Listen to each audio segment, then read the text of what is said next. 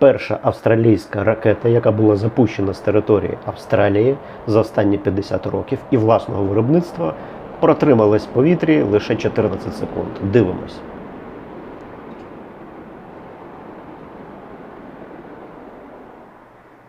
В компанії сказали, що вони не вважають це невдачею, а навпаки, вони досягли тих результатів, яких і очікували. Тобто їхня основна мета була це, щоб запустилися всі 4 двигуни і, в принципі, ракета відірвалася від землі. Генеральний директор сказав, що це велика рідкість, коли перша тобою розроблена ракета взагалі реально вилітає на орбіту. Як правило, відбуваються ось такі краші.